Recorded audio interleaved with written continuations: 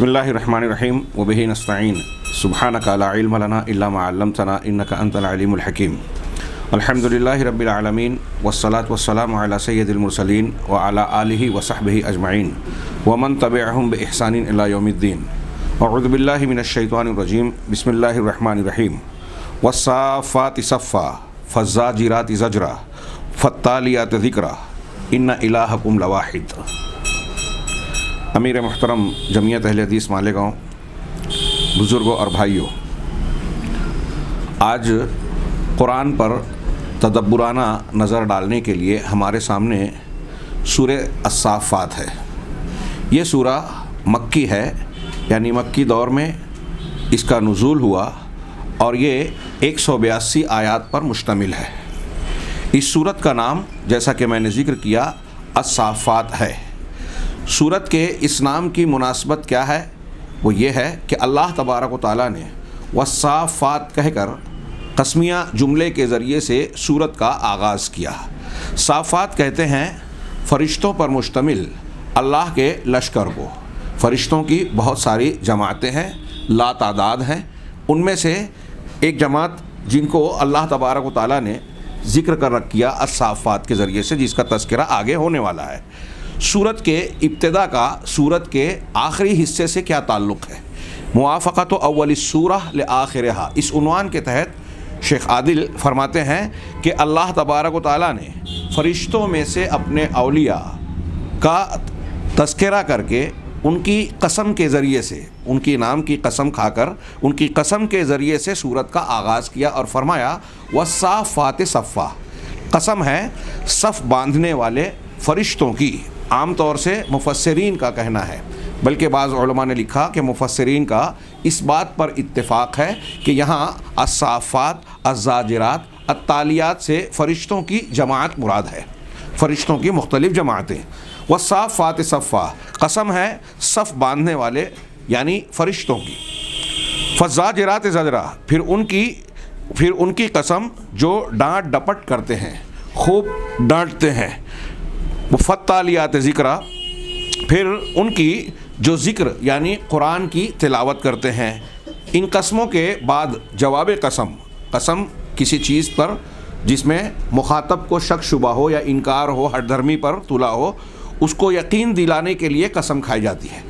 अल्लाह तबारक व तआला ने मुशरिकीन को जो अल्लाह तबारक व तआला की वहदानियत का, उलूहियत और रुबूबियत का के में उसकी तौहीद का इनकार करते थे, उनका रद्द करते हुए उनको उनके सामने ये कस्मिया जुमले फरमाए और उसके बाद नतीजे के तौर पर जवाब कसम जिसको कहते हैं, यानी जिस कसम जिस चीज़ के लिए खाई गई वो जुमला क्या है? इन्ना इलाहकुम लवाहिद, यकीनन तुम्हारा माबूद एक ही है। हाँ, तुम्हारा माबूद एक ही है। फ़स्साफ़ात सफ़्फ़ा, सफ़ बांधने वाले फ़रिश्तों से मुराद कौन है? वो जो सफ़ बांध कर अल्लाह तबारक व तआला की इबादत करते हैं। इसमें दूसरे माना भी शामिल हो सकते हैं कि वो फ़रिश्ते जो सफ़ बांध कर खड़े हुए अल्लाह तबारक व तआला के अहकामात के मुंतज़िर होते हैं कि जो ही रब्बुल आलमीन की जानिब से कोई हुक्म हो फ़ौरन उसे बजा लाएँ।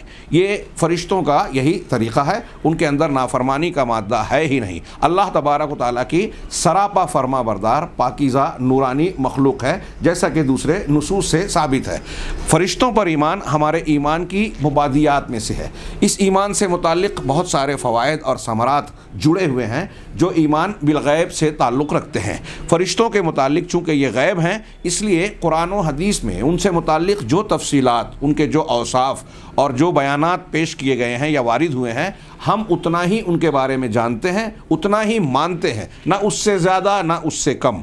कुछ लोग फ़रिश्तों के वजूद का इनकार करते हैं, उनकी तावील करते हैं। सर सैयद अहमद ख़ान हमारे यहाँ हिंदुस्तान की वो शख्सियत थी जिन्होंने फ़रिश्तों की तावील करते हुए कहा कि ये अलग से कोई मखलूक नहीं है, बल्कि इंसान के अंदर जो नेकी और अच्छाई का मादा है उसी को फ़रिश्ता कहा गया। लेकिन ये बात कुरान व हदीस के नुसूस से बिल्कुल वाज़ेह तौर पर गलत है, गलत साबित होती है। और ये साफ साबित होता है कि अल्लाह तबारक व तआला ने جس طرح انسانوں کو پیدا کیا، جنوں کو پیدا کیا، اسی طرح فرشتوں کو بھی پیدا کیا۔ کچھ لوگ جنوں کو بھی اسی طرح تعویل کرتے ہیں۔ سر سید کہتے ہیں کہ انسان کے اندر جو برائی کا مادہ ہے وہ شیاطین ہے، شیطان الگ سے کوئی مخلوق نہیں ہے۔ یہ ظاہر سی بات ہے کہ ناقابل قبول بات ہے، قرآن و حدیث سے صراحتاً ٹکرانے والی بات ہے۔ بہرحال اللہ تبارک و تعالیٰ نے صف باندھنے والے فرشتوں کی قسم کھائی۔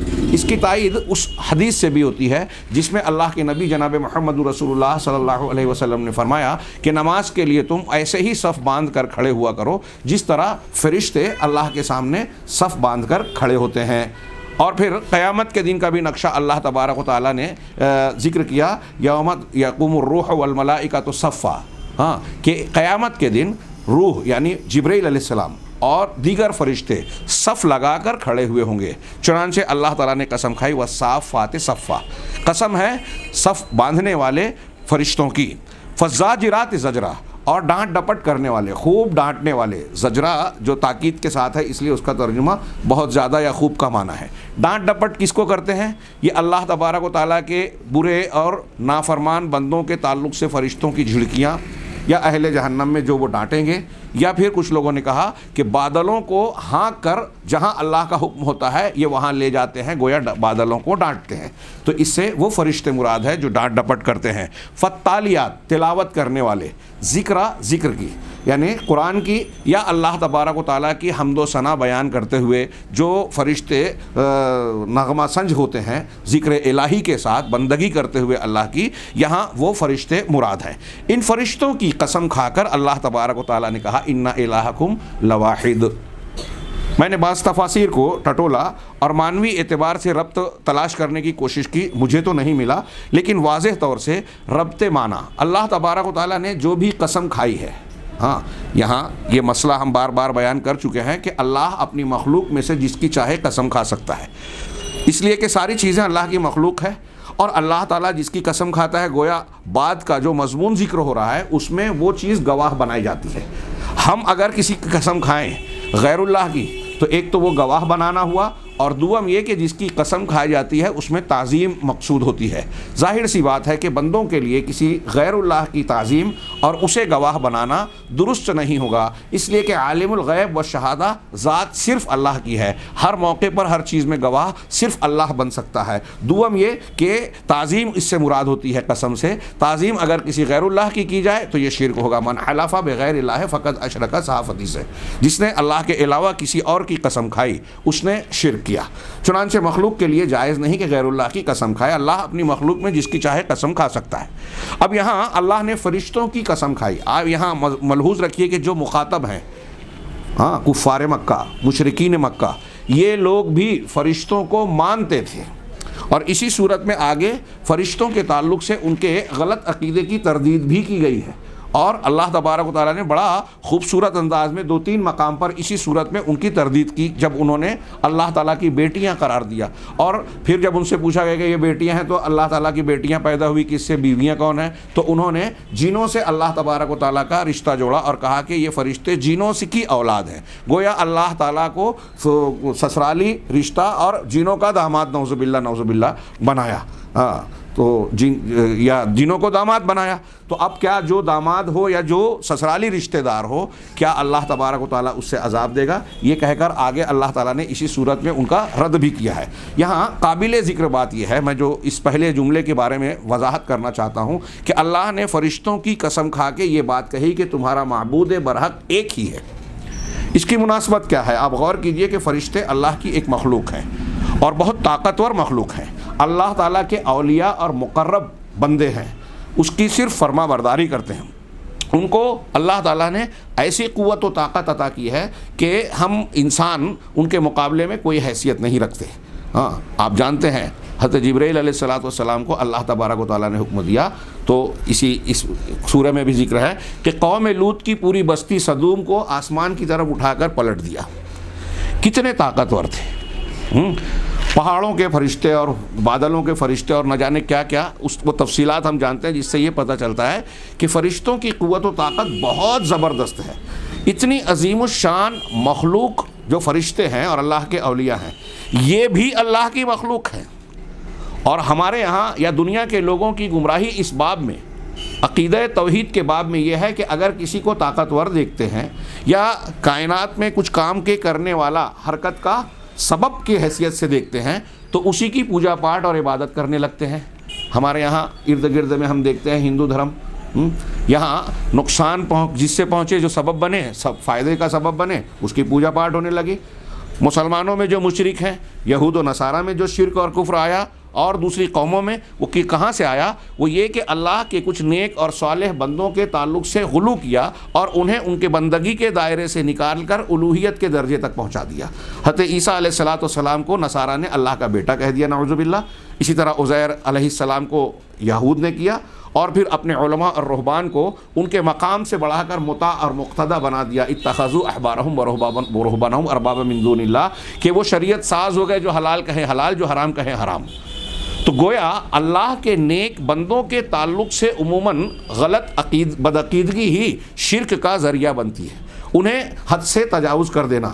یہ بتایا اللہ تبارک و تعالیٰ نے کہ تم جانتے ہو کہ فرشتے اللہ کے مخلوق ہیں، مقرب ہیں، اللہ کے اولیاء ہیں، لیکن اس کے باوجود فرشتوں کا وجود بھی اس بات کی گواہی دے رہا ہے کہ معبود برحق ایک ہے.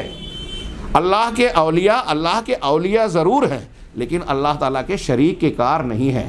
اللہ تعالیٰ کی الوہیت ربوبیت میں ان کی حصے داری نہیں ہے. یہاں یہ بات ذہن نشین رکھیں کہ ہم فرشتوں پر ایمان رکھتے ہیں، اللہ تعالیٰ کی یہ مخلوق ہیں. فرشتوں کو اللہ تعالیٰ نے مختلف کاموں پر مامور کر رکھا ہے. بادلوں کے فرشتے، موت کے فرشتے، کرامن کاتبین، عذاب دینے کے فرشتے، بارش برسانے کا فرشتہ، اور اس طرح کے متعدد فرشتوں کا تذکرہ ہے. کائنات کی جتنے بھی کام ہوتے ہیں، حرکات عالم جو بھی ہیں، اللہ نے فرشتوں کو الگ الگ کاموں پر مامور کر رکھا ہے، وہ سب فرشتوں کے سپرد ہے.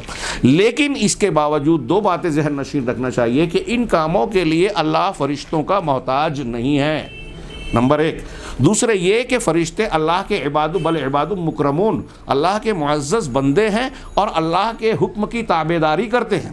اللہ تبارک و تعالیٰ نے اگر بارش برسانے پر کچھ فرشتوں کو مامور کیا ہے تو اس کا یہ مطلب نہیں ہے کہ انہیں اس بات کا اختیار ہے کہ جب چاہیں بارش برسائیں، جہاں چاہیں بارش برسائیں اور جتنی چاہیں بارش برسائیں. یا ہم اور آپ یا مخلوق میں کوئی شخص جو ہے فرشتوں سے یہ دعا کرے کہ اے فلاں فرشتے، بادلوں کے مکلف یا معقل فرشتے، آپ بارش برسا دیجئے، ہمیں پانی کی ضرورت ہے. ہم ان سے نہیں مانگ سکتے. یہ نقطہ اور غور سے سمجھیے.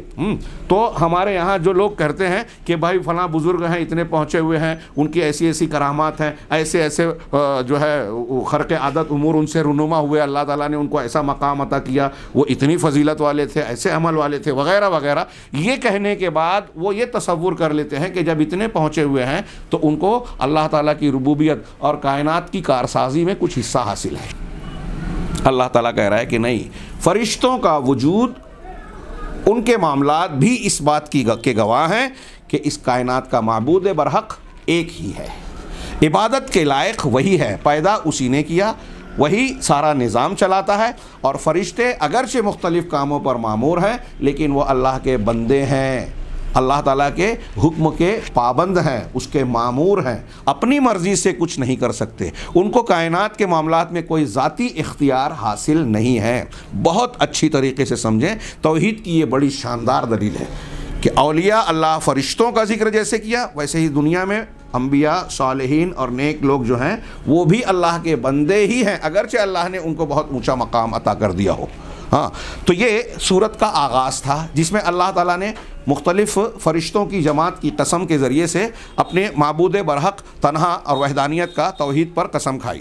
پھر اس کے بعد سورت کے جو اختتام کی آخر کی آیتیں، بالکل آخری آیت نہیں ہے، آخر آیت سے کچھ پہلے اللہ تبارک و تعالیٰ نے یہ بتایا کہ اللہ تعالیٰ کے اولیاء، اس کے دوست کو، ان کے دوستوں کو، فرشتوں کو، اور بعد میں اس کے رسولوں کا بھی ذکر ہے اگلی آیتوں میں، جو اللہ نے عزت اور مقام بلند سے نوازا ہے، وہ دراصل ان کی اطاعت اور ولایت کے وجہ سے کہ اللہ تعالیٰ کی شریعت کی پابندی کرتے ہیں، اس کے حکم کی بجا آوری کرتے ہیں اور اس کے دوستی اور ولایت کے حقوق پر پورا اترتے ہیں.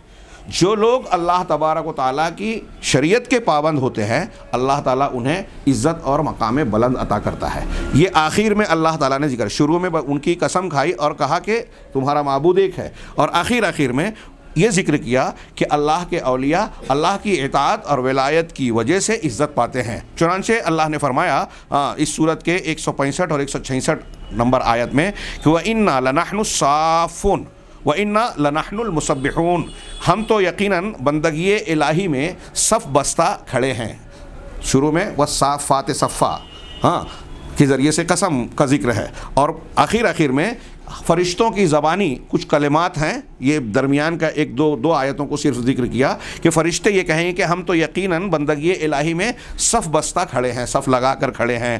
وَإِنَّا لَنَحْنُ الْمُسَبِّحُونَ، اور اس کی تسبیح اور اللہ کی پاکی بیان کر رہے ہیں۔ آگے اللہ تعالیٰ نے انہی آیات میں آگے کہا اِنَّهُمْ لَهُمُ الْمَنْصُورُونَ وَإِنَّ جُنْدُنَا لَهُمُ الْغَالِبُونَ، کہ یہی لوگ ہیں جن کی مدد کی جاتی ہے اور یقیناً ہمارا لشکر ہی غلبہ پانے والا ہے۔ یہ آیتیں آگے اللہ تعالیٰ نے بتایا، اور یہ بتایا کہ اللہ تعالیٰ یہ مقام بلند، عزت، مدد، تائید کنہیں دیتا ہے؟ جو اللہ تبارک و تعالیٰ کے اولیاء ہیں، اس کی اطاعت و فرما برداری کرتے ہیں۔ دیکھیے ہم اس کی تسبیح بیان کرتے ہیں اور اس کے لیے صف بستہ کھڑے رہتے ہیں، یعنی صرف اللہ کی عبادت کرتے ہیں۔ شروع کے مضمون اور آخر کے اس مضمون کو ملائیے کہ اللہ کہہ رہا ہے معبود برحق ایک ہی ہے، فرشتوں کی قسم کھا کے، اور آخر میں فرشتے کہہ رہے ہیں کہ ہم اللہ کی بندگی میں صف لگا کر کھڑے ہوئے ہوتے ہیں، اس کی تسبیح بیان کرتے ہیں۔ اور جب ایسا کرتے ہیں تو اللہ تبارک و تعالیٰ نے ایسے لوگوں کے بارے میں رسولوں کا تذکرہ کرنے کے بعد کہا کہ یہ اللہ کی جماعت اور لشکر ہے، اللہ انہیں ہی ان کی مدد کرتا ہے۔ یہ اس لیے شیخ نے ابتدائی مضمون اور آخری مضمون کا ذکر کرنے کے بعد کہا وَذَلِكَ لِبَيَانِ مَنزِلَةِ أَوْلِيَاءِ اللَّهِ سُبْحَانَهُ، یہ اللہ سبحانہ و تعالیٰ کے اولیاء، دوستوں فرشتوں کو بھی اولیاء کے طور پر ذکر کر رہے ہیں، اللہ کے اولیاء کے مقام کو بیان کرنے کے لیے ہے، اور یہ بتانے کے لیے کہ اللہ تعالیٰ اپنے ایسے اولیاء کا ناصر و مددگار ہوتا ہے اور دشمنوں کے مقابلے میں ان کی تائید اور تقویت پہنچاتا ہے۔ جو اللہ کی ولایت کو اوپر پورے اترتے ہیں، اللہ تبارک و تعالیٰ انہیں اپنے حفظ و امان میں لیتا ہے، اور دشمن کی چالیں اس کے خلاف کامیاب نہیں ہوتی۔ اللہ تعالیٰ اپنے بندوں کی، اپنے اولیاء کی حفاظت فرماتا ہے۔ یہ ابتدا کا انتہا سے، سورت کے ابتدائی حصے کا آخری حصے سے تعلق بتایا۔ اس کے بعد المحور الرئیسی للسورہ، اس سورت کا محور رئیسی، مرکزی عنوان یا مضمون کیا ہے؟ تو انہوں نے کہا عزت و اولیاء اللہ و ذل و صغار و اعداء اللہ، اللہ کے اولیاء کی عزت، ان کی کرامت اور ان کا مقام اللہ تبارک و تعالیٰ اونچا کرتا ہے، اور اللہ کے جو دشمن ہیں، اس کی شریعت کے دین کے دشمن ہیں، ان کی ذلت اور ان کی حقارت، صغار، ان کا حقیر ہونا اور ان کا ذلیل ہونا، یہ اس صورت میں بیان کیا گیا ہے مرکزی طور پر، مرکزی عنوان کے طور پر۔ آگے عنوان ہے مواضیع السورۃ المبارکہ، اس سورہ مبارکہ کے موضوعات۔ ہم یہ بار بار دہراتے ہیں اس کتاب کے پر نظر ڈالنے کے وقت کہ اس کی پوری تفسیر ہم نہیں پڑھ رہے ہیں، قرآن پر تدبر کا طریقہ اور سرسری طور پر اس کی مختلف صورتوں پر نگاہ ڈال کر کس طریقے سے اس پر غور کیا جائے، یہ طریقہ ہم کو اس کے ذریعے سے حاصل کرنا مقصود ہے۔ چنانچہ اس سورہ مبارکہ کے مضامین، پہلا نمبر 1 مکانۃ اولیاء اللہ سبحانہ وانہ اقسم بہم، اللہ تبارک و تعالیٰ کے اولیاء کا مقام و مرتبہ، اور یہ کہ اللہ نے ان کی قسم کھائی۔ اللہ کے اولیاء کا مقام و مرتبہ شروع میں والصافات صفا وغیرہ کے ذریعے سے جو اللہ تبارک و تعالیٰ نے بیان کیا، قسم کھائی، پھر آخر کا جو مضمون میں نے ذکر کیا، اس کے علاوہ سورت کریمہ میں جو ہے مختلف مقامات پر اللہ کے مخلص بندوں، مومن بندوں، محسن بندوں کا بار بار ذکر ہے، اور آگے آخر میں نصف کے بعد جو ہے اللہ تعالیٰ نے اپنے بعض انبیاء کرام علیہم الصلاۃ والسلام کا تذکرہ بھی بطور نمونہ پیش کیا ہے۔ حضرت نوح علیہ السلام، حضرت ابراہیم، حضرت الیاس، حضرت یونس، حضرت موسیٰ و ہارون علیہم الصلاۃ والسلام، اور اس ضمن میں حضرت اسماعیل اور اسحاق علیہم السلام کا بھی ذکر کیا گیا ہے۔ تو چنانچہ اس میں اللہ تعالیٰ کے اولیاء کا مقام اور مرتبہ ظاہر کیا گیا ہے، اور شروع کے مضمون کے اعتبار سے کہا کہ ان کے ساتھ قسم کا بھی ذکر ہے۔ نمبر 2، اس صورت کے موضوعات میں نمبر 2 کا تذکرہ کر کے کہا اسباب و ہلاکت الکافرین، کافروں کی ہلاکت کے اسباب، کافروں کی ہلاکت کے اسباب کر کے انہوں نے کچھ آیتوں کے نمبر دیے اور پھر نیچے صرف نکات بیان کیے. ہاں آیت نمبر سب سے پہلے آیت نمبر 12 سے 17. ان آیتوں میں اللہ تبارک و تعالیٰ نے کفار کے اس بات کو کہ اللہ تعالیٰ دوبارہ زندہ کرے گا، حساب و کتاب لے گا، اس پر وہ تعجب کا اظہار کر رہے ہیں. ہاں تو اس پر اللہ تبارک و تعالیٰ نے ذکر کیا بل عجبت ویسخرون. ہاں کہ آپ کو ان کے انکار پر اور ان کے روش پر تعجب ہوتا ہے اور وہ مسخرہ پن کر رہے ہیں. وَإِذَا ذُكِّرُوا لَا يَذْكُرُونَ. اور جب ان کو نصیحت کی جاتی ہے تو وہ مانتے ہی نہیں ہیں، ماننے کی کوشش بھی نہیں کرتے، ذکر اور نصیحت نہیں لیتے. وَإِذَا رَأَوْا آیَةً يَسْتَسْخِرُونَ. اور جب کوئی نشانی، کوئی معجزہ، کوئی اللہ تبارک و تعالیٰ کی کوئی آیت اور معجزہ دیکھتے ہیں تو اس کا مذاق اڑاتے ہیں. ہاں وَقَالُوا إِنْ هَذَا إِلَّا سِحْرٌ مُبِينٌ. اور کہتے کیا ہیں کہ یہ تو بس کھلا ہوا جادو ہے. أَإِذَا مِتْنَا وَكُنَّا تُرَابًا وَعِظَامًا أَإِنَّا لَمَبْعُوثُونَ. کیا جب ہم مر جائیں گے، ہاں جب ہم مر جائیں گے اور مٹی اور ہڈی بن جائیں گے تو کیا پھر ہم پھر سے اٹھائے جائیں گے زندہ کر کے؟ اِنَّا لَمَبْعُوثُونَ. دوبارہ زندہ کر کے اٹھائے جائیں گے. آباؤنا الاولون. کیا ہمارے باپ دادا بھی زندہ کیے جائیں گے؟ ہاں تو اللہ نے جواب کہا، اللہ جواباً کہا قُلْ نعم وَأَنْتُمْ دَاخِرُونَ. آپ ان سے کہیے ہاں ہاں ایسا ہی ہوگا اور تم لوگ ذلیل ہونے والے ہو. اتنا ہی نہیں کہ دوبارہ زندہ کیے جاؤ گے بس، بلکہ اس انکار و کفر کے نتیجے میں تم ذلت بھی اٹھاؤ گے.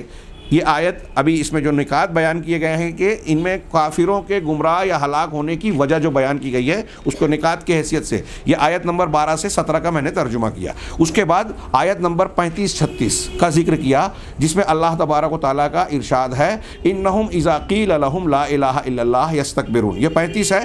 اس 35 سے پہلے جو آیتیں ہیں اس میں وہ مضمون ہے کہ قرآن میں جو کئی جگہ پر ہے کہ جو لوگ بڑے ہیں دنیا میں، کچھ لوگ بڑے ہیں، کچھ ان کے پیچھے چلنے والے سردار اور ان کے متبعین، ہاں متبوع اور تابعین، یا عام زبان میں اور اچھی زبان میں کہیں جس کو شیخ محمد کیا کہتے ہیں حافظ صلاح الدین نے اپنے حاشیے میں ذکر کیا کہ مرید اور پیر. جو مریدین ہیں متابعت کرنے والے، پیر ہے جن کے پیچھے لوگ چلتے ہیں. یہ جب جہنم میں جائیں گے جو گمراہ کرنے والے ائمہ ہیں تو ان کا کیا آپس میں بات چیت جو ہوگی اس کا تذکرہ ان آیتوں میں کیا گیا. اور پھر اللہ تبارک و تعالیٰ نے اس کے بعد آخر میں کہا فَإِنَّهُمْ يَوْمَئِذٍ فِي الْعَذَابِ مُشْتَرِكُونَ. کہ اس دن یہ لوگ عذاب میں شامل ہوں گے، مشترک ہوں گے، ایک دوسرے کے شریک ہوں گے. اِنَّا كَذَلِكَ نَفْعَلُ بِالْمُجْرِمِينَ. ہم مجرمین کے ساتھ ایسا ہی کرتے ہیں. یہ آیت نمبر 35-36 سے پہلے کا ہے. اس کے فوراً بعد یہ 34 نمبر آیت تھی کہ ہم مجرمین کے ساتھ ایسا ہی سلوک کرتے ہیں، برتاؤ کرتے ہیں، معاملہ کرتے ہیں. آگے اس کی وجہ بتائی کہ کیوں یہ مجرمین ہیں. انہم اذا قیل لہم لا الہ الا اللہ. اس لیے کہ ان سے جب یہ کہا جاتا کہ اللہ کے سوا کوئی معبود برحق نہیں ہے، ہاں کافر و مسلمانوں نے اس کو قبول کر کے اپنے آپ کو مشرکانہ دین و عقیدے سے توبہ کر کے دین حق کی طرف لے آیا، توبہ کر لی، ہاں اور اپنے آپ کو اللہ کے عذاب اور پکڑ سے بچا لیا، تم بھی کہہ لو. تو وہ ماننے کی بجائے یستکبرون، اکڑ جاتے ہیں. ہماری سرداری، ہماری برتری، ہاں ہم کیسے مان لے میں. ہاں اب یہ تکبر کی کئی پہلو ہو سکتے ہیں کہ اگر ہم نے لا الہ الا اللہ مان لیں تو اس میں ہم جن معبودوں کو مانتے ہیں ان کی بے عزتی ہے. آج کل اگر ہم کسی کو کہتے ہیں کہ دیکھیے شیخ عبد القادر جیلانی، ہاں اور کیا نام ہے جو اجمیر والے ہیں معین الدین چشتی رحمہ اللہ، اور ایسے دوسرے بزرگوں کا نام لے کر کہیں کہ یہ اللہ کے اچھے بندے تو ہو سکتے ہیں لیکن معبود نہیں ہیں. ان کی قبروں پر جا کر نظر و نیاز کرنا، طواف کرنا، امور بندگی یا اس کے لیے سفر کر کے جانا، یہ ساری کی ساری چیزیں شرکیہ اور بدعت اور خرافات سے تعلق رکھتی ہیں. تو یہ ان کے ماننے والے برہم ہو جاتے ہیں، غصہ ہو جاتے ہیں، ارے ہمارے جو بابا ہیں، بزرگان ہیں، ان کی توہین کی جا رہی ہے. ایسے ہی مشرکین مکہ سے جب یہ کہا جاتا کہ تم اللہ کے معبودیت کو صرف مان لو کہ الہ صرف وہی ہے، تم جن کی عبادت و ریاضت کرتے ہو، پوجا پاٹ کرتے ہو، وہ معبود نہیں ہیں، تو یہ سمجھتے کہ ہمارے معبودوں کی تحقیر کی جا رہی ہے، بے عزتی کی جا رہی ہے، گستاخی ہے. پھر معبودوں کو رد کرنا، ان کی بے عزتی تو ہے ہی، ساتھ ہی ہمارے باپ دادا ان کو مانتے چلے آ رہے ہیں، ان کی بھی بے عزتی ہے، اور ہم بھی مان رہے ہیں تو ہماری بھی بے عزتی ہے نا. آج کل کچھ لوگ ہوتے ہیں نا کہ اگر ہم کسی چھوٹے کی یا کسی دوسرے کی بات کو مان لیں تو بے عزتی، اسی لیے کہتے ہیں کہ میں اس کی بات مانوں.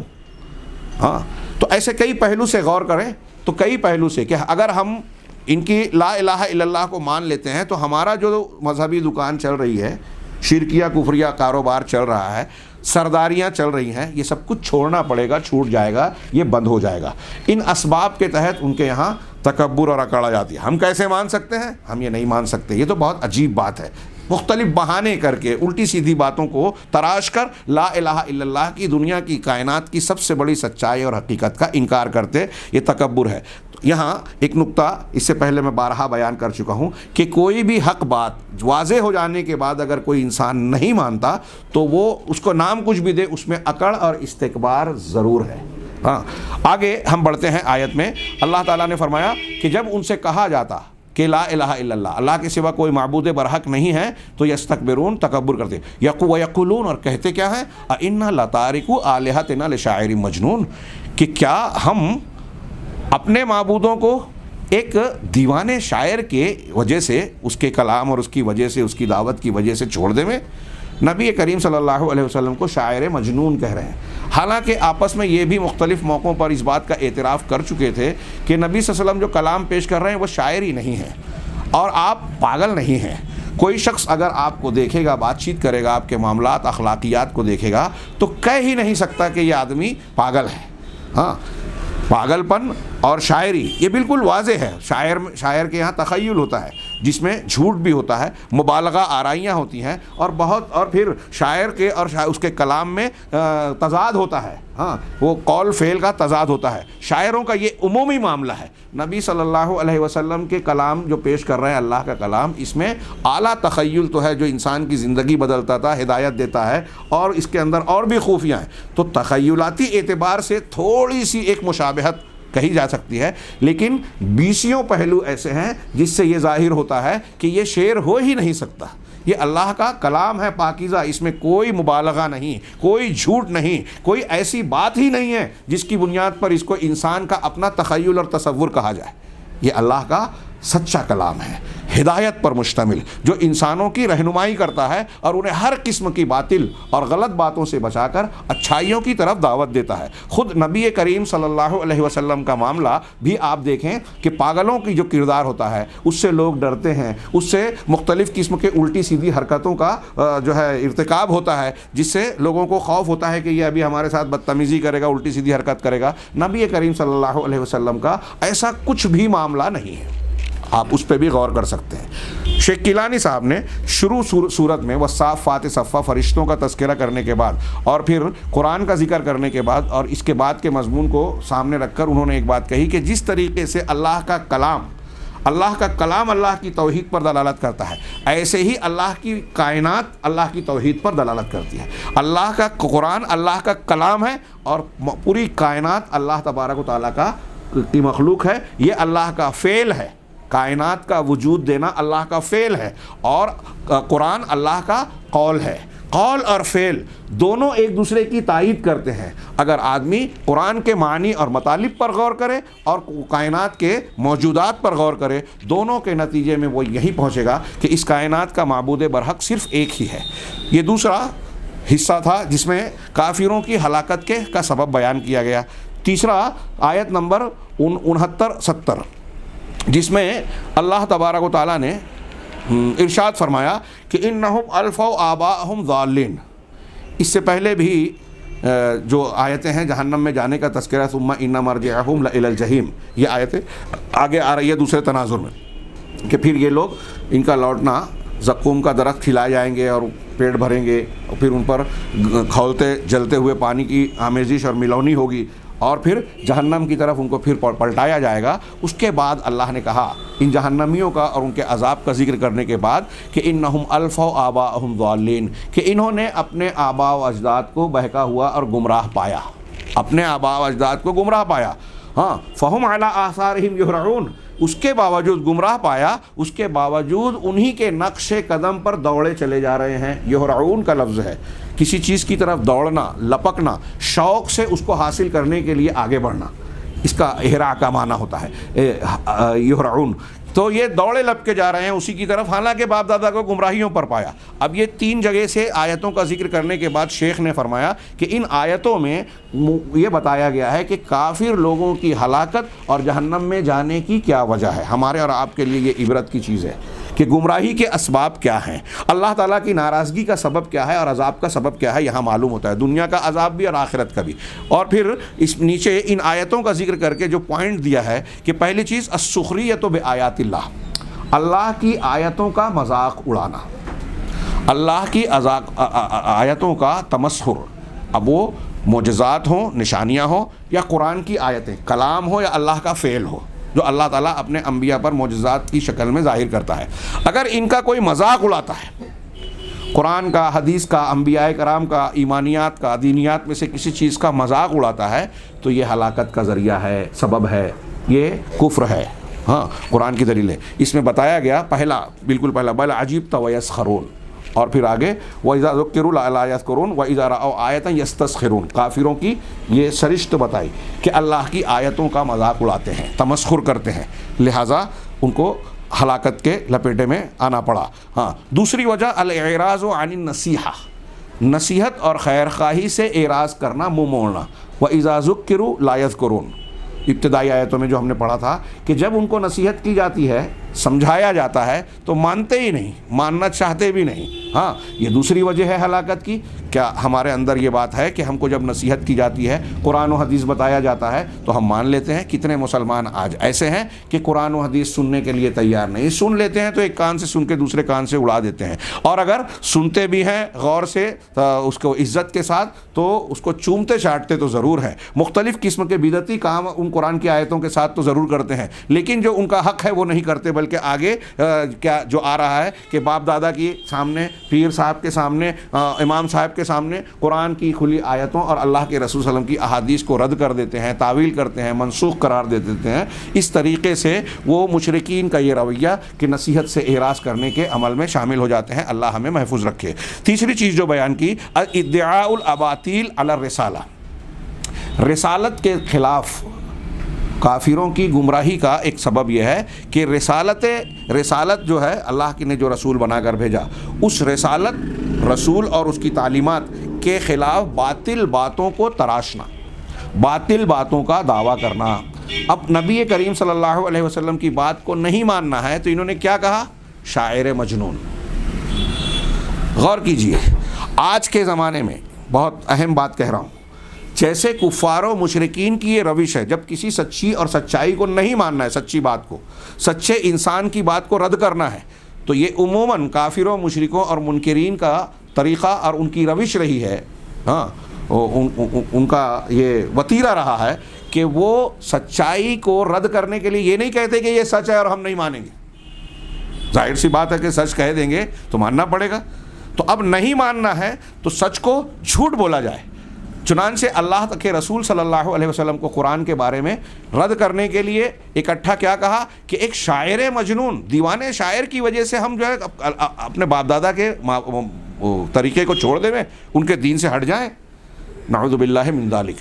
اللہ کے نبی صلی اللہ علیہ وسلم جو رحمت للعالمین، دنیا کے سب سے کامل انسان، سب سے جامع صفات کے حامل، پورے طریقے سے جس کو غیر مسلموں نے بھی اگر انصاف کے ساتھ پڑھا تو یہ گواہی دی کہ اتنا کامل، اتنا بہترین اور تاریخ انسانی پر مثبت انداز میں اتنا زیادہ اثر ڈالنے والا کوئی دوسرا شخص پیدا ہوا ہی نہیں، اور ہم جانتے ہیں کہ ہوگا بھی نہیں انشاءاللہ۔ ہاں، اللہ کے رسول کو رحمت للعالمین، اور جو بیان کیا گیا ہے، میں اگر اس طرف جاؤں تو لمبی بات ہو جائے گی، تو آپ کو شاعر مجنون کہہ رہے ہیں، یہ کھلی ہٹ دھرمی ہے، سچ کے انکار کی ایک روش ہے۔ تو جیسے کفار اور مشرکین کے ہلاکت کا یہ سبب ہے کہ اللہ کے رسول، اس کی رسالت اور تعلیمات پر باطل دعوے کرنا، باطل کا غلاف چڑھانا، ایسے ہی آج آپ دیکھ سکتے ہیں کہ کفار و مشرکین ایسے ہی قرآن سنت کی خالص تعلیمات کے تعلق سے الگ الگ قسم کے الزامات تراشتے ہیں. یہ تو دقیانوسی ہے، اس میں تو انتہا پسندی ہے، اس میں تو ایسا ہے، اس میں ویسا ہے. اور غیر مسلموں کے ساتھ ساتھ مسلمانوں میں بھی جو اہل بدعت ہیں، جو گمراہ فرقے ہیں، صراط مستقیم سے ہٹے ہوئے ہیں، وہ اس گروہ کو جو اہل الحدیث اہل السنہ والجماعہ اللہ کے نبی صلی اللہ علیہ وسلم اور صحابہ کرام کے طریقے پر عقیدتاً، منہجاً، معاملات، عبادات میں جو صحیح طریقہ آپ کا اختیار کرتے ہیں، ان کے تعلق سے مختلف قسم کی الزام تراشیاں کرتے ہیں کہ یہ حشویہ ہیں، یہ سطحیت والے ہیں، یہ جو ہے شدت پسند ہیں، یہ ایسے ہیں، یہ ویسے ہیں، 24 نمبر ہیں، وہابڑے ہیں، فلاں نہیں، معلوم نہیں کیا کیا جو ہے الٹی سیدھی باتیں کہتے ہیں.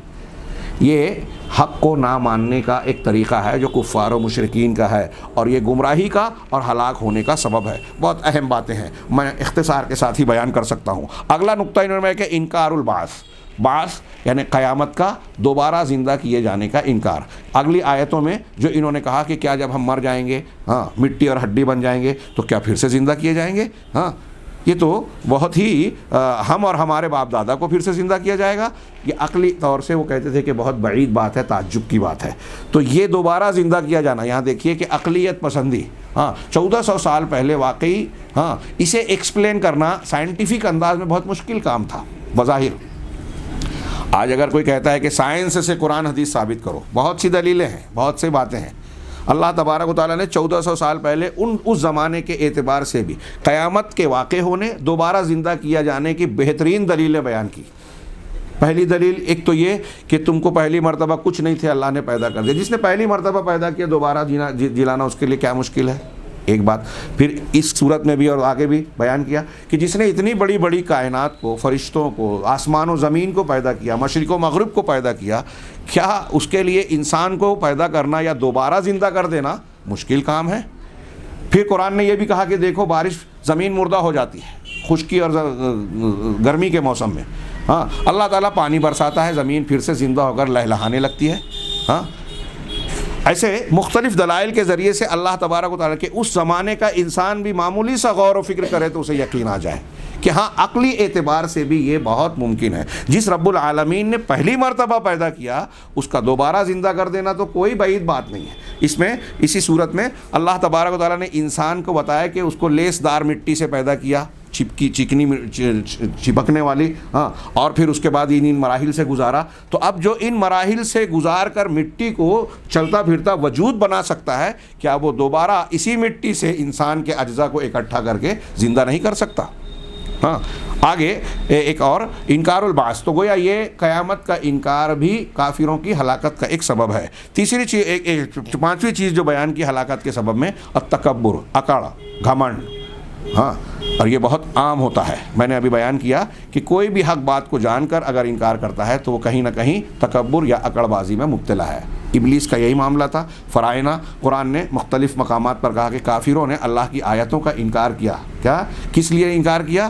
کہ ان کے پاس ان فی قلوبہم الا کبر ما ہم ببالغی، ان کے دلوں میں کبر اور تکبر تھا جس کو پہنچنے والے نہیں تھے. اللہ کے رسول صلی اللہ علیہ وسلم نے ایک شخص سے کہا کہ سیدھے ہاتھ سے کھاؤ، اس نے کہا نہیں کھا سکتا. اللہ کے رسول نے اسے بد دعا دے دی کہ تو نہ کھا سکے. صحیح مسلم کی حدیث ہے. سلمہ بن اکوع رضی اللہ تعالیٰ عنہ کہتے ہیں کہ قیامت مرنے تک اس کا سیدھا ہاتھ اس کے منہ تک نہیں اٹھا. اور وجہ بتائی کہ اللہ کے رسول نے بد دعا کیوں دی کہ اسے سیدھے اللہ کے رسول کی بات ماننے سے صرف تکبر نے روکا تھا. تو جو قرآن و حدیث کو بہت اہم ہے، یہ یہاں جو حاضرین ہیں یا میری آواز اگر کسی اور ذریعے سے لوگوں تک پہنچ رہی ہے تو غور کریں. آج مسلمانوں میں بہت بڑے طبقات مسلک کے نام پر، اپنے پیروں کی اتباع میں، تقلید میں، اپنے اماموں کی تقلید کے نام پر اللہ کے نبی صلی اللہ علیہ وسلم اور قرآن و حدیث کی ثابت شدہ چیزوں کو اگر رد کرتے ہیں کہ میرے امام صاحب اور میرے فلاں اور فلاں، یا میری سمجھ میں نہیں آتا، میری عقل میں نہیں آتا، تو یہ ان کے اندر تکبر ہے. چھوٹی موٹی بات نہیں ہے، یہ ابلیس کی روش ہے، مومن کی نہیں ہو سکتی. اگلی وجہ وصف النبی صلی اللہ علیہ وسلم بالجنون وانہ شاعر.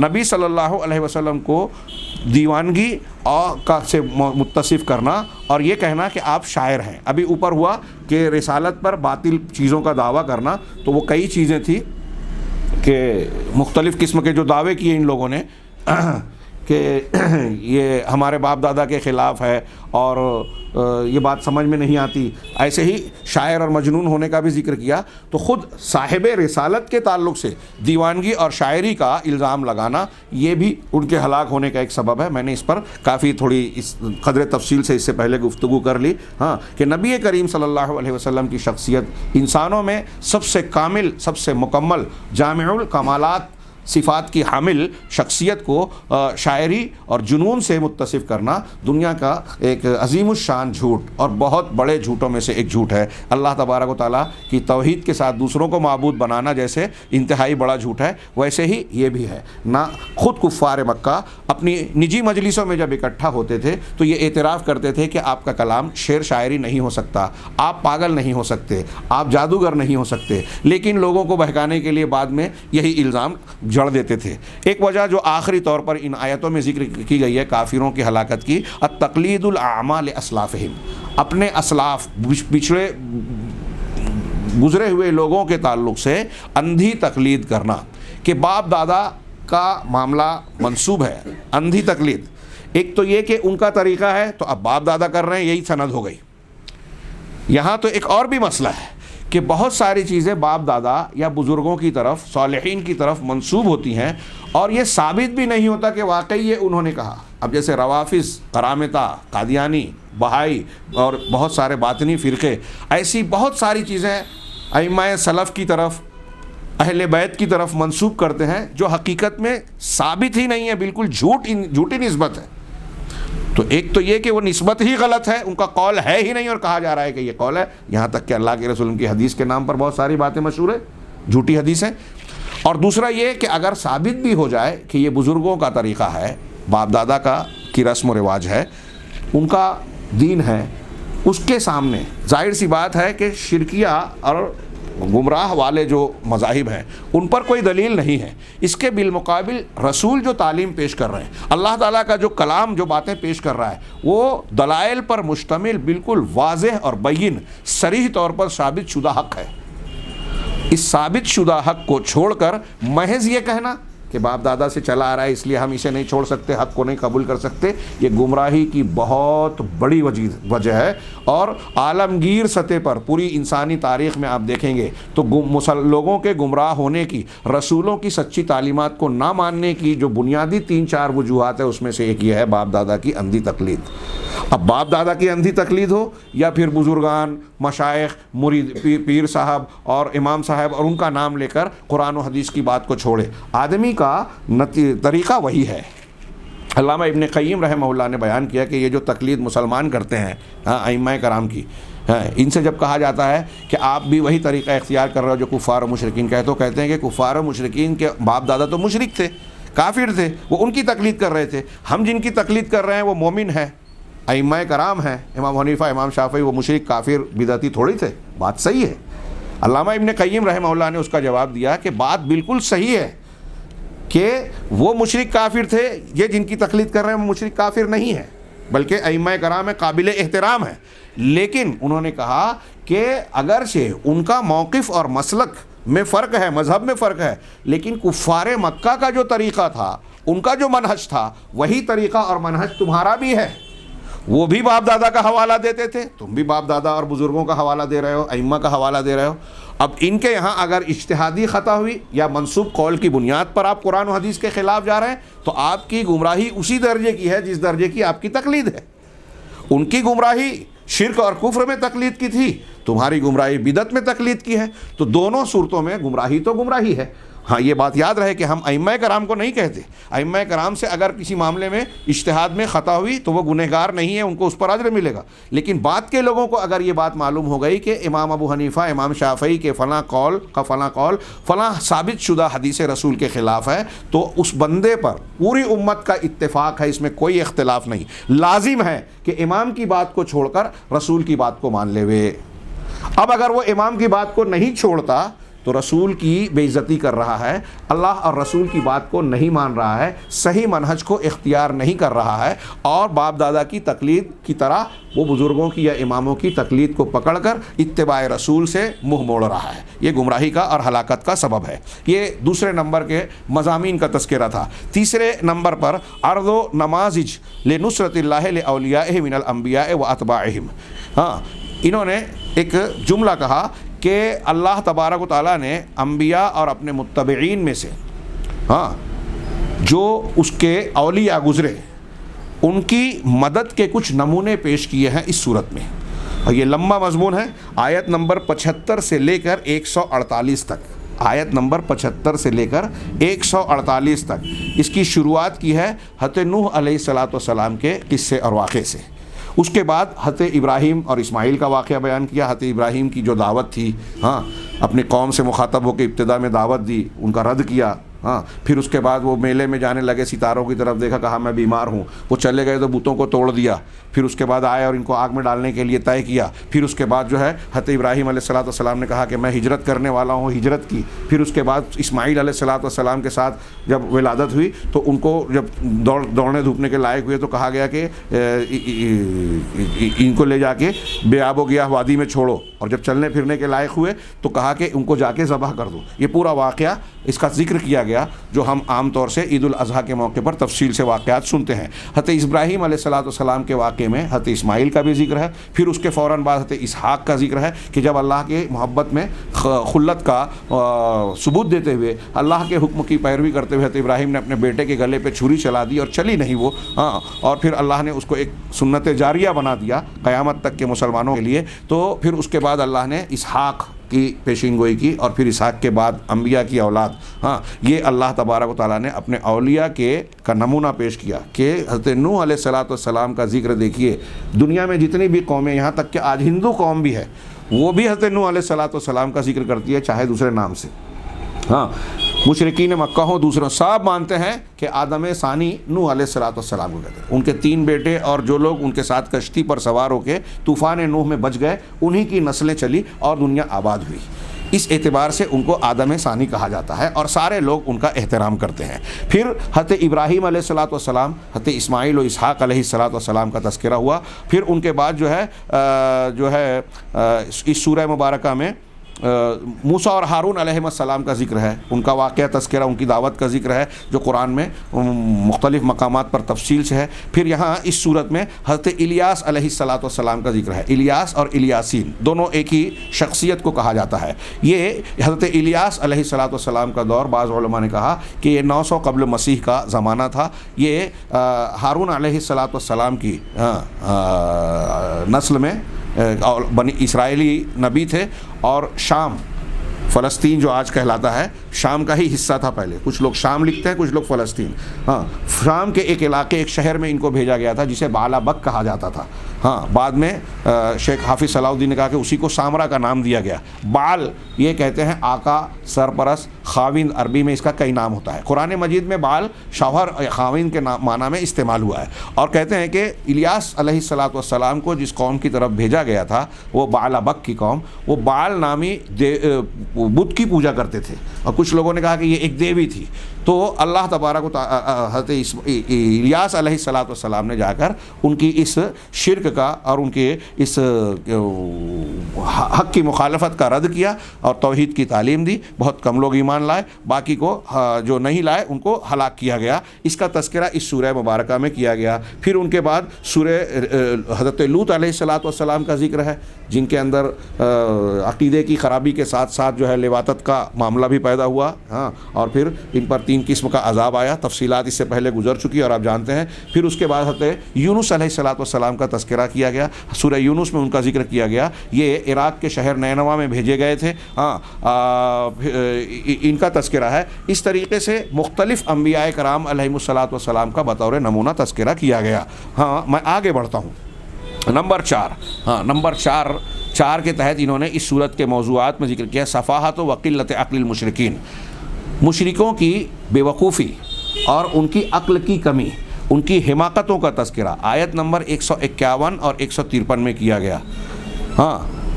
وہ کیا ہے؟ فرشتوں کے تعلق سے انہوں نے کہا کہ یہ اللہ کی بیٹیاں ہیں. کتنی بیوقوفانہ اور احمقانہ بات ہے کئی اعتبار سے. انہوں نے کہا اللہ نے فرمایا ام خلقنا الملائکۃ اناسا وہم شاہدون، کیا ہم نے فرشتوں کو عورت مؤنث بنا کر پیدا کیا تو یہ اس وقت موجود تھے.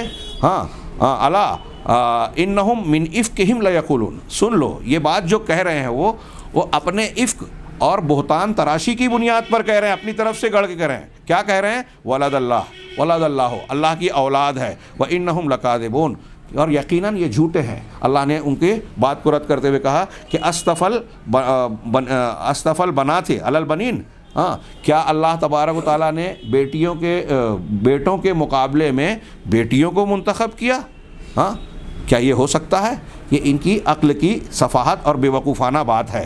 اسی طریقے سے آیت نمبر 158 میں اللہ تبارک و تعالیٰ نے، جو میں نے ابھی شروع میں ذکر کیا تھا کہ یہ کہتے تھے کہ یہ فرشتے اللہ کی بیٹیاں ہیں، تو اب ان سے پوچھا تھا بیٹیاں پیدا ہوئی تو بیوی کون ہے؟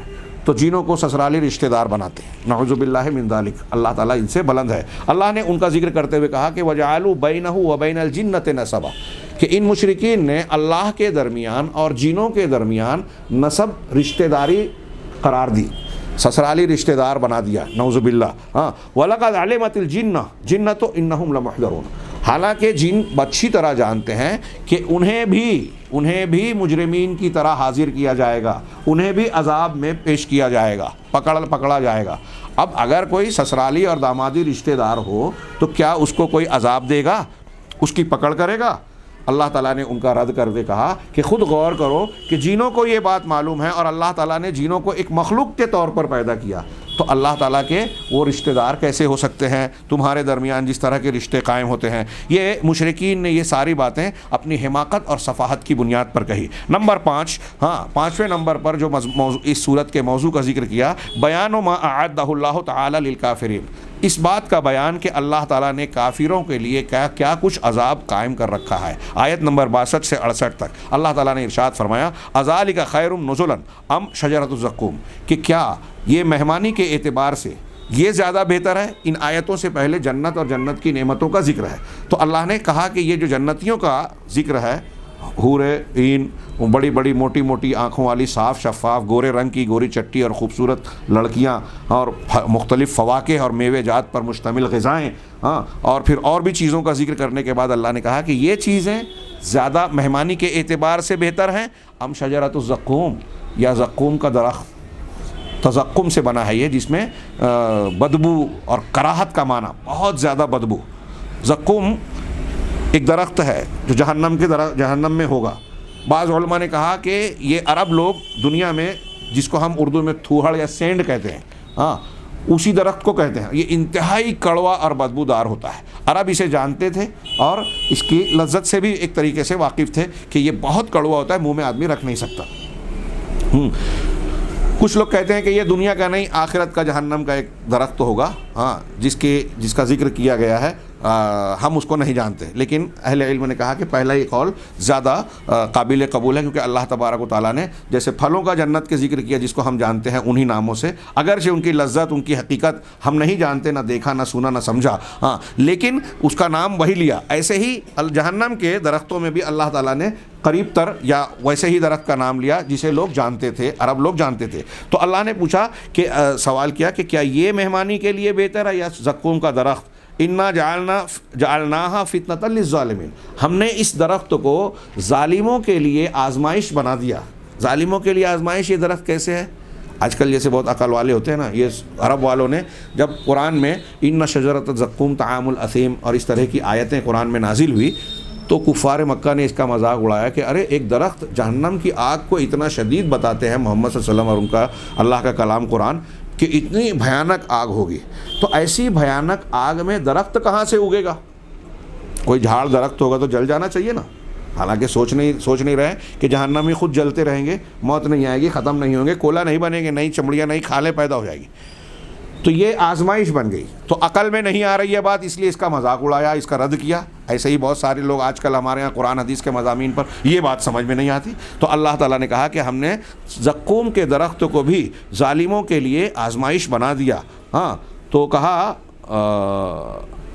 آگے اللہ نے فرمایا انہا شجرۃ تخرج فی اصل الجحیم، یہ زقوم کا درخت ایسا ہے، زقوم ایک درخت ہے جو جہنم کی تہ سے، اس کے بالکل اصل سے، اس کی جڑ سے نکلے گا، طلعھا کأنہ رؤوس الشیاطین، اس کے خوشے شگوفے ایسے ہوں گے گویا کہ شیاطین کے سر۔ شیاطین کے سر عام طور سے کچھ لوگوں نے کہا کہ شیطان ہر بدروح کو کہتے ہیں، ہاں کوئی اگر شرارت والا ہو، برا ہو تو کہتے ہیں کہ شیطان۔ کتے کو بھی کہا کہ الکلب الاسود شیطان، قرآن مسلم شریف کی حدیث میں کہ کالا کتا شیطان ہے، اس لیے کہ اس میں شر زیادہ ہوتا ہے۔ تو جس کے اندر شر ہوتا ہے، جنوں میں بھی جو برے ہوتے ہیں، شرارت والے ہوتے ہیں، ستانے والے ہوتے ہیں، ایذا پہنچانے والے ہوتے ہیں، ان کو شیاطین کہا گیا۔ ایسے ہی انسانوں میں بھی کہا جاتا ہے۔ تو ایک تو یہ کہ بدی کے لیے یہ بات معروف ہے۔ ایسے ہی ہم لوگ اچھائی اور برائی کے طور پر کچھ تصوراتی طور پر کہتے ہیں، جیسے کہتے ہیں کہ وہ اتنی خوبصورت ہے فلاں لڑکی کے جیسے حور پری۔ اب پری کو کسی نے دیکھا یا کوئی وجود ہے؟ نہیں ہے۔ ہاں ایسے ہی برائی کے معاملے میں کچھ لوگ کہتے ہیں کہ یہ شیطان کی طرح ہے۔ تو شیاطین برائی، خباثت اور گندگی کے اعتبار سے کہا گیا کہ ان کے سر۔ علامہ شیخ کیلانی نے اس میں یہ بھی بیان کیا کہ سانپ کو بھی شیطان کہا گیا، تو ممکن ہے کہ یہاں تشبیہ دی گئی ہے کہ جس طرح شیطان سانپوں کا سر ہوتا ہے ویسا ہو، لیکن جو عمومی معنی ہے شر، فساد اور خباثت والا، وہ بات واضح طور سے۔ تو اللہ تعالیٰ نے کہا کہ یہ جو اس کے شگوفے ہوں گے، یہ خوشے ہوں گے زقوم کے درخت کے، یہ شیاطین کے سر کی طرح ہوں گے۔ فَإِنَّهُمْ لَآكِلُونَ مِنْهَا، تو یہ جہنمی جو جہنم میں ڈالے جائیں گے، اس جہنم کے اس درخت سے کھانے والے ہوں گے۔ فَمَالِئُونَ مِنْهَا الْبُطُونَ، اور اسی سے اپنے پیٹ بھرنے والے ہوں گے۔ ثُمَّ إِنَّ لَهُمْ عَلَيْهَا لَشَوْبًا مِّنْ حَمِيمٍ، پھر اتنا ہی نہیں کہ وہ زقوم کا درخت کھائیں گے جو انتہائی کریہ اور کڑوا ہوگا، بدمزہ ہوگا، بدبودار ہوگا، بلکہ اس پر ان کو انتہائی کھولتے اور جلتے جلتے پانی کی آمیزش، ملونی بھی ہوگی۔ کچھ بعض لوگوں نے ترجمے میں پیپ ملا ہوا بھی کیا۔ حمیم کہتے ہیں انتہائی کھولتا ہوا، لشوبن ملونی، ملاوٹ۔ جو جہنمیوں کے زخموں سے نکل کر پیپ اور خون کا مادہ نکلے گا، اس کو بھی کچھ لوگوں نے شامل کیا۔ یہاں اگر نہ بھی مانے تو دوسری آیتوں میں اس کا ذکر ہے۔ تو اس کھولتے ہوئے گرم پانی کی آمیزش بھی اس پر کی جائے گی۔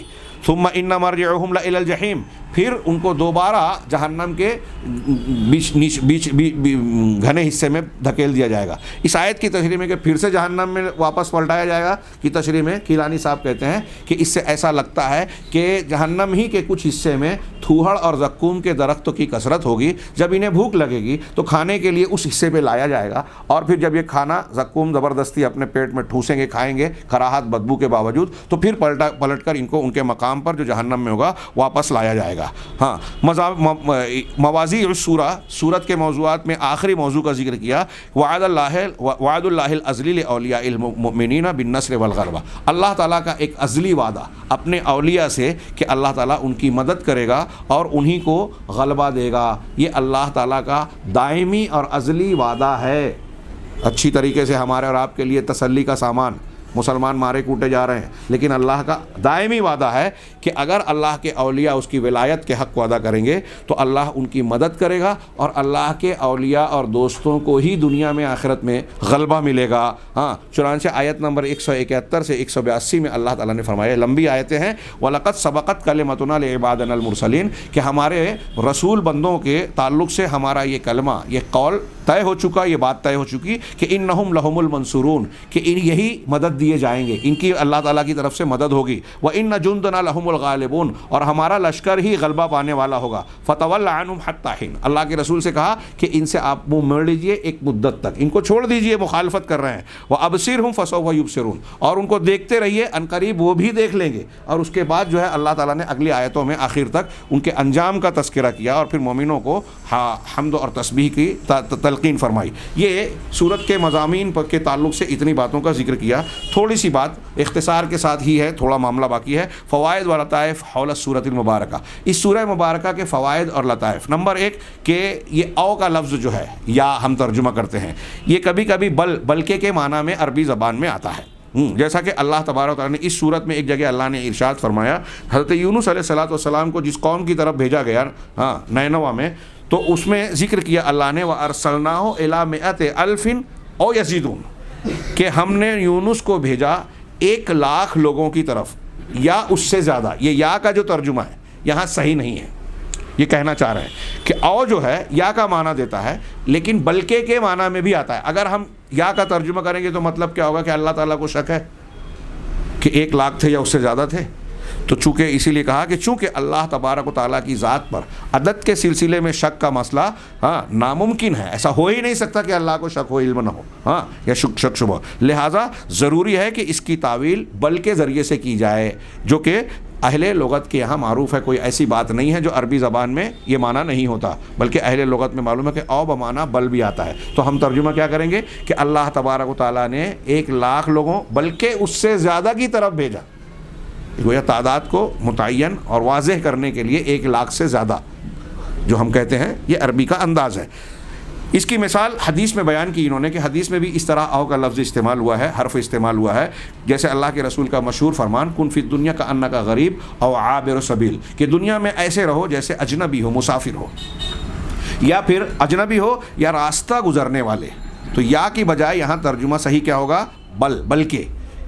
کیونکہ بلکہ کا ترجمہ کرنے سے دنیا سے تعلق نہ اختیار کرنے کا معنی زیادہ پیدا ہوتا ہے کہ دنیا میں ایسے رہو جیسے اجنبی، بلکہ ایسے جیسے راستہ گزرنے والے. اس میں اور زیادہ جو ہے دنیا کی بے ثباتی کا مفہوم پیدا ہوتا ہے اور انسان کے دل کو وہ جھنجھوڑنے والا مفہوم پیدا ہوتا ہے کہ ہم تو دنیا میں آئے ہیں اور جیسے ایک مسافر آتا ہے گزر جاتا ہے ویسے ہم کو گزر جانا ہے. نمبر 2 فوائد لطائف میں دکھ رہا کہ اس صورت میں اللہ تبارک و تعالیٰ نے المحسنین، المخلصین، المؤمنین کو بار بار ذکر کیا. جیسے المخلصین کا لفظ جو ہے آیت نمبر 40 میں، 74 میں، 128، 160 اور 169 ان مقامات پر الا عباد اللہ المخلصین، مگر اللہ کے وہ بندے جو مخلص ہیں، خالص برگزیدہ ہیں، چنے ہوئے.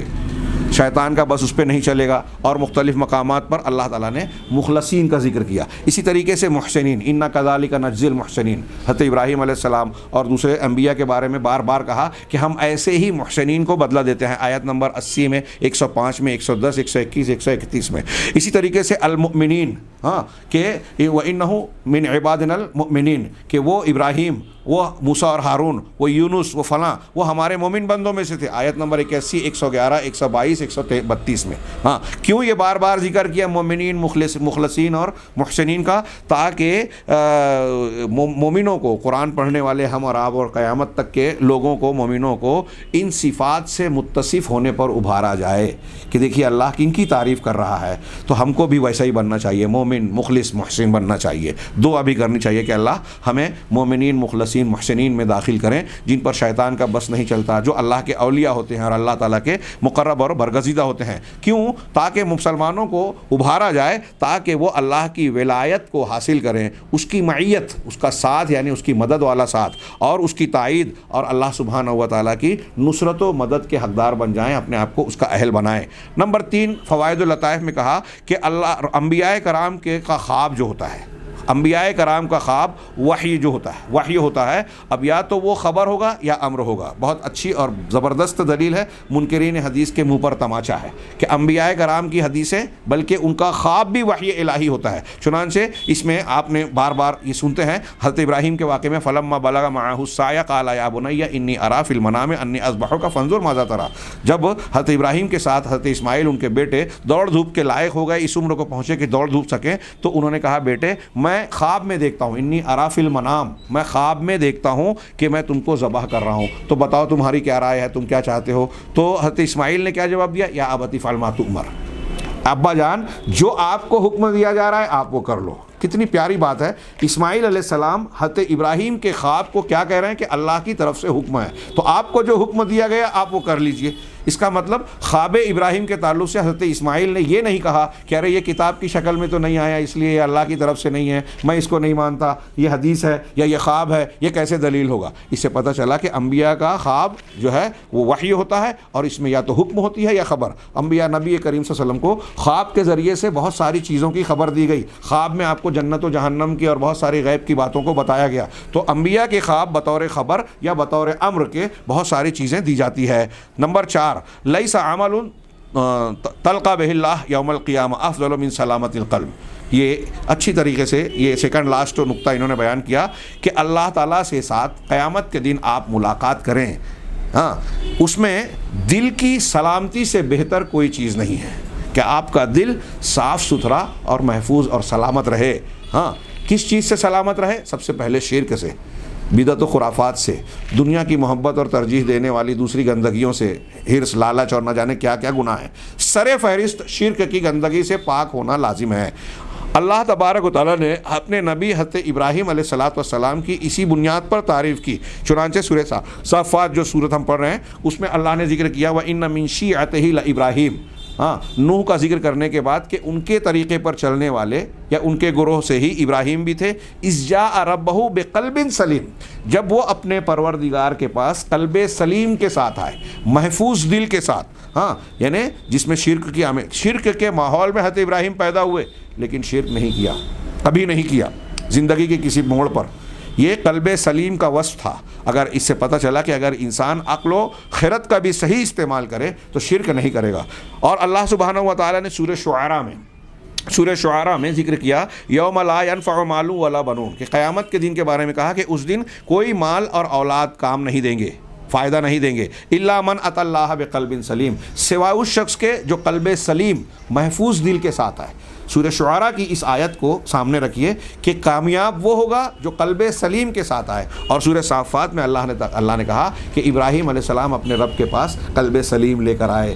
تو قیامت کے دن اللہ کے سامنے ہم حاضر ہوں، ہمارا دل پاک صاف رہے، یہ سب سے افضل اور سب سے اہم چیز ہے کامیابی کے لیے. آخری بات جو اس سورت کے فوائد میں انہوں نے ذکر کی، قال صلی اللہ علیہ وسلم، اللہ کے نبی صلی اللہ علیہ وسلم کی حدیث ہے اشد الناس بلاء الانبیاء ثم الامثل فالامثل. ہاں رواہ الترمذی الصحیحہ 143. کہہ رہے ہیں کہ لوگوں میں بلا اور مصیبت کے اعتبار سے سب سے سخت انبیاء ہوتے ہیں، پھر ان کے بعد ان کے امثل سب سے بہتر درجے اونچے درجے والے، پھر ان کے بعد اونچے درجے والے. الامثل کا ترجمہ کرو.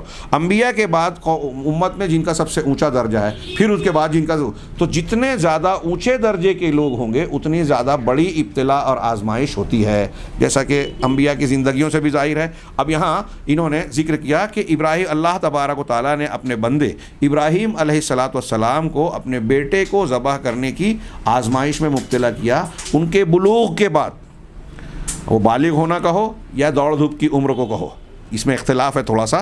ہاں ان کی بلوغت کے بعد اور حضرت ابراہیم کی شدید ضرورت کے بعد، اولاد کی سخت ضرورت تھی.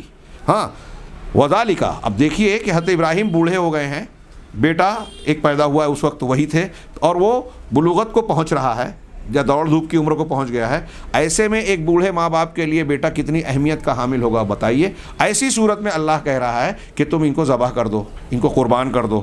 کیوں ایسا کیا اللہ نے؟ دیکھیے ہم سے نہیں کہا، یہ ان کا درجہ اونچا تھا، خلیل بنایا اللہ نے، اس لیے اللہ نے ان سے اونچی آزمائش اور امتحان لیا.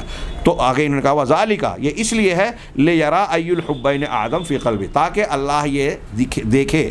اللہ تو جانتا تھا، لوگوں کو دکھائے. ہاں یہ آزمائش کی شان پر یہ بات کھری اتر جائے، واضح ہو جائے کہ حضرت ابراہیم علیہ السلام کے دل میں دونوں محبتوں میں سے کون سی محبت زیادہ عظیم اور بڑی ہے، اللہ کی محبت یا اپنے بیٹے کی محبت. اور ظاہر سی بات ہے کہ جب خلیل بنایا اللہ نے تو خلیل کے دل میں اللہ کی جو محبت ہوتی ہے اللہ کے علاوہ کسی کے لیے نہیں ہوتی. اب چاہے بیٹے کی محبت آئے، بیوی کی محبت آئے، رشتہ داروں کی، دنیا کی کوئی بھی محبت اسے اللہ کی فرما برداری اور اس کے حکم کی تعمیل سے روک نہیں سکتی. ابراہیم علیہ السلام نے اسی بات کا مظاہرہ کیا. اللہ تعالیٰ سے دعا ہے کہ وہ ہمیں قرآن کو سمجھنے اور اس کے مطابق زندگی گزارنے کی توفیق عطا فرمائے اور اس کی برکت سے دنیا اور آخرت میں کامیابی سے نوازے. وآخر دعوانا ان الحمد للہ رب العالمین وصلی اللہ علیہ نبینا محمد.